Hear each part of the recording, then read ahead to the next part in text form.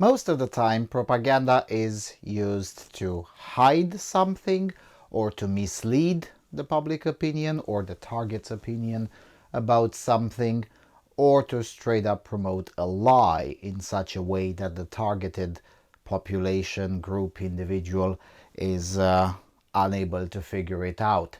But sometimes, and although that's more rare, it still does happen, propaganda can be used with a view to eventually tell the truth.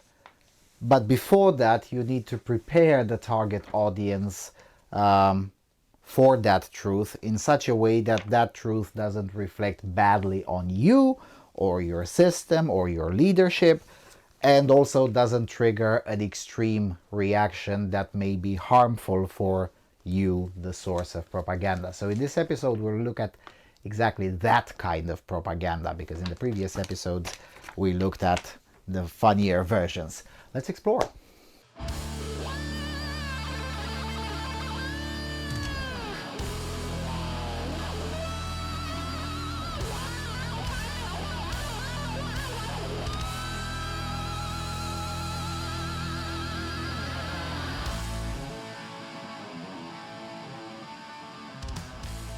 Hello everyone, and welcome once again to the Propaganda Basement.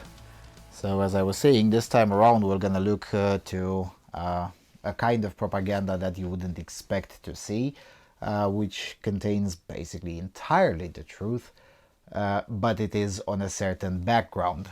We'll get into context immediately. So China Daily, June the 16th through 22nd, 2023. Main concern: Five Eyes Network declaration unbelievably hypocritical. We'll get to that. We'll get to the flip side of it as well. But in the meantime, please notice the realism socialism. That's the style of this type of artwork. That's how it's called, realism socialism. In in the countries of the former Soviet Union, you can still find monuments that look kind of like this, but with more old-timey characters. So this is basically realism socialism, but for contemporary sensibilities. The more things change, the more they stay the same. All right, so where is it? There you go. So in the previous episode, I think, or 2 episodes ago, I mentioned the immigration issue. Here's how immigration is treated when it comes to China itself. The president, that will be Xi Jinping, lauds border defense forces. Xi urges efforts to forge Great Wall of Steel to strengthen the nation's security. President Xi Jinping has stressed the need to strengthen the all-around development of the nation's border troops, build up the capacity for border defense and control, and strive to forge a Great Wall of Steel to safeguard China's borders.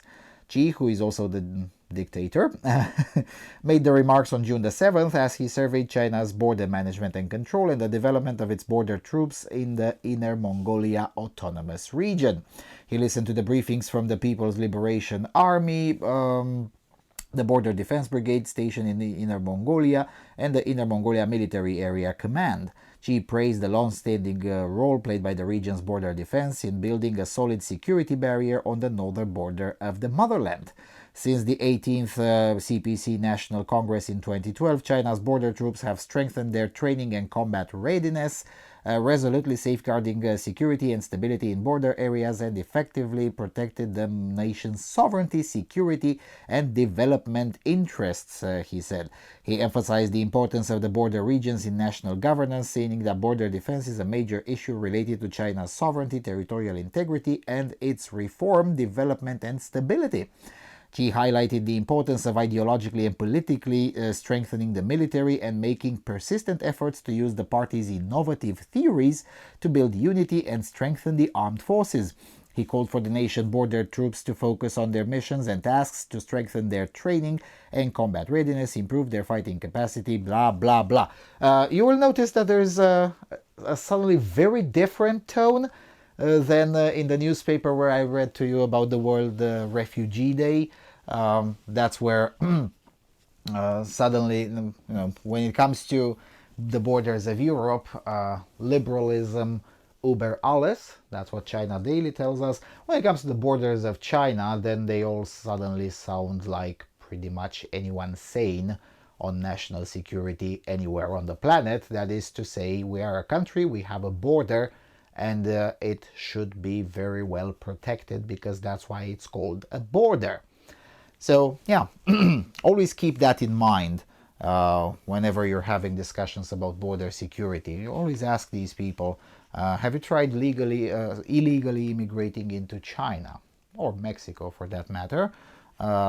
Or really pretty much any place that is not, I don't know, Somalia, I guess, and a few other places who really do not enforce their borders. Now, to be fair, when it comes to this issue, there's also another country that can't enforce its borders. That will be Russia, but who the hell wants to go there? So there's that. And there you go. This is one of my favorite articles when it comes to, well, having to tell the truth if it's politically convenient. So this time around, after in most newspapers there is a strong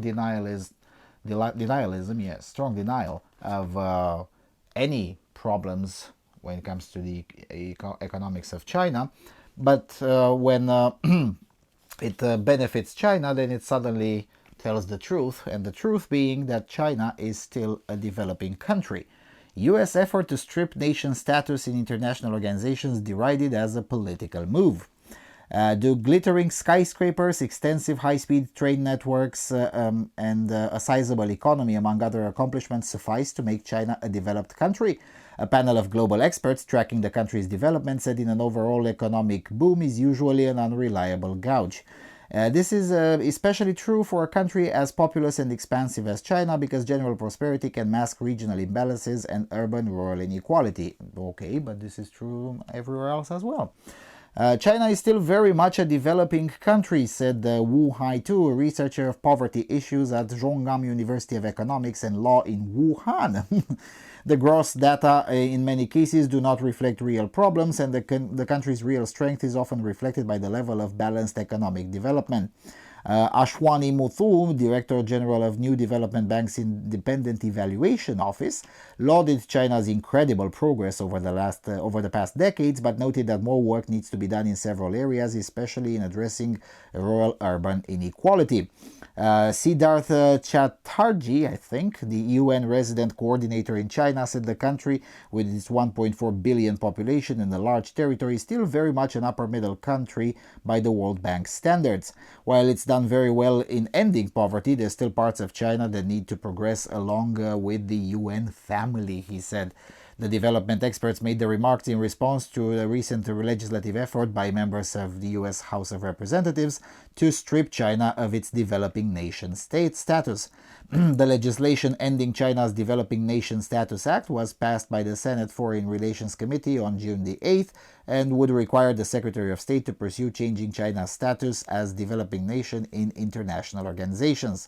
Foreign Ministry spokesman Wang Wenbin slammed the U.S. legislation aimed at ending China's status as a developing nation, saying it is an attempt to contain China's development. Chinese media said the move is politically charged. A commentary published by People's Daily on April the 12th said that China's achievements are recognized worldwide and it is known as the top student among developing economies. However, it is far from being a graduate and still faces formidable challenges and difficulties. No shit. There is no universal consensus as to what makes a developing or developed country.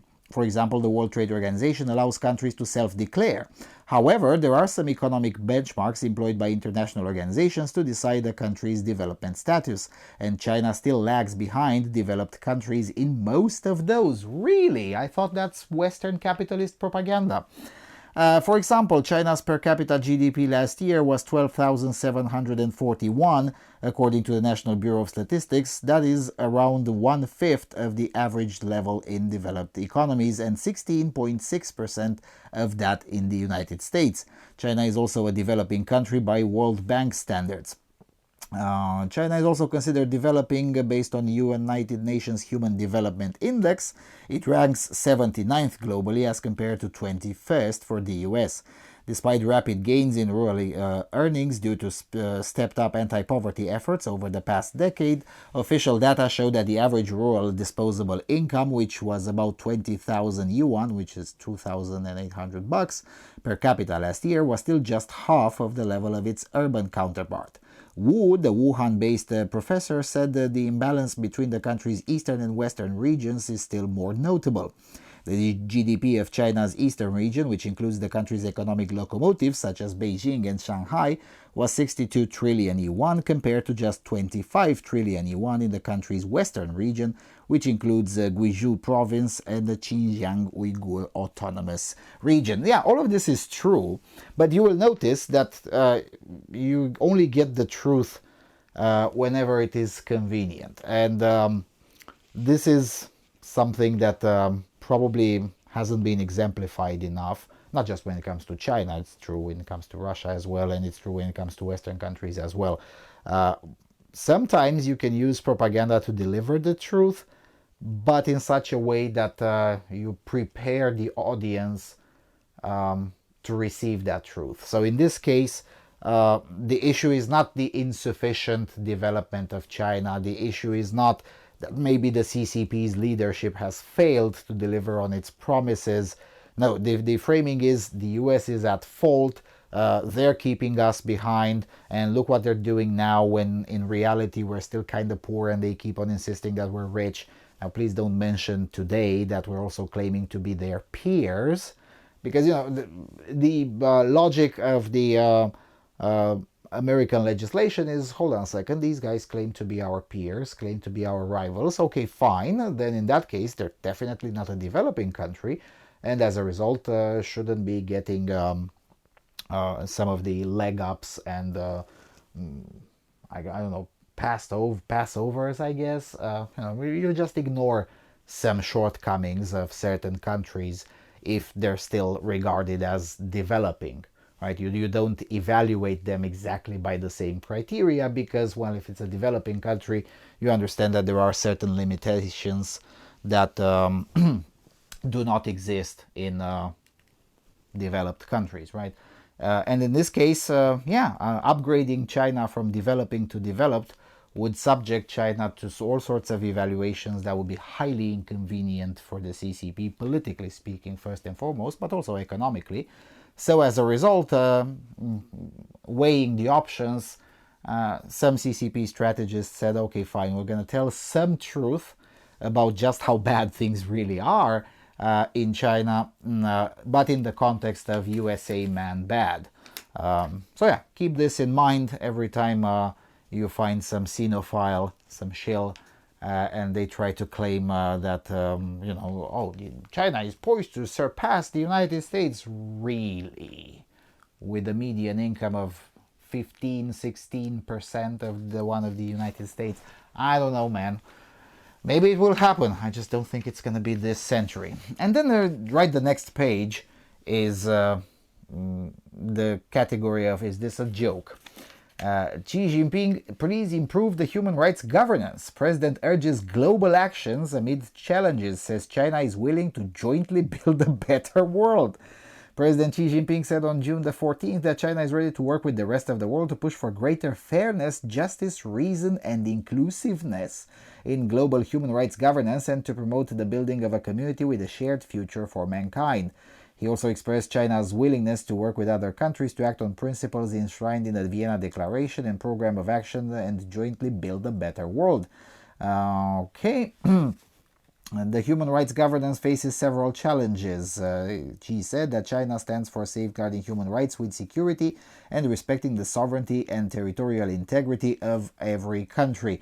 I guess with the exception of Ukraine sometimes, and with the exception of Kyrgyzstan sometimes, and the exception of Tajikistan some of the times, but let's not talk about that. He called on all countries to follow the path of peaceful development and implement the Global Security Initiative to create a stable environment for human rights development. The president said that China advocates promoting human rights with development and putting into action the Global Initiative. Efforts should be made to improve the inclusiveness, accessibility, and sustainability of development, as well as to ensure fair entitlement to human rights by people of all countries through modernization paths with their own characteristics. He said it sounds like different paths to socialism kind of doctrine that was pretty fashionable in the 60s in Eastern Europe, and then the Soviet tanks showed up and the idea died out. But it seems that it survived in China. Xi also said that China stands for advancing in cooperation of whatever. He underlined the importance of putting the people above all else, saying that China pursues a human rights development path that allows for trends, follows the trend of the times and suits its national conditions. Yeah, follows the trends of the times. I don't know, I think it's a part of the trend of the times not to put people in gulags, but I suppose that trend hasn't arrived in China yet. Even more in the sick joke department, nation hailed for ensuring freedoms. Forum participants praised China's achievements amid calls for international cooperation. Countries should intensify cooperation and stick to their own reality in safeguarding their people's human rights, including the rights to subsistence and development. Officials and experts said at a human rights forum that opened on June the 14th in Beijing. I mean, the idea of holding a human rights forum in Beijing is almost as bad as holding one in 2010 or 2005 in Saudi Arabia, which also happened, also sponsored by the UN. The two-day forum was themed Equality, Cooperation and Development, the 30th anniversary of the Vienna Declaration and Program of Action and Global Human Rights Governance. It was jointly hosted by the Information Office of the State Council and the Ministry of Foreign Affairs and the China International Development Cooperation Agency. So yeah, sometimes you just push this kind of propaganda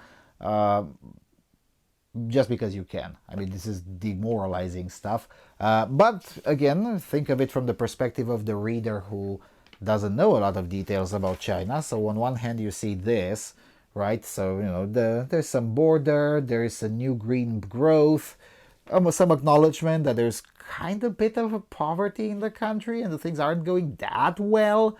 Then you see some stronger ties with an equally poor or even poorer country that is wrecked by an autocratic and racist regime. That would be South Africa. And then suddenly, oh, but look, you know, there are some good things as well. Like, you know, we promote human rights, and you will notice, and this is again deliberate, the CCP propaganda just took a page from the Western propaganda and used it for its own purposes. I mean, it's common. China does a lot of copying stuff. So in this case, they copied the practice.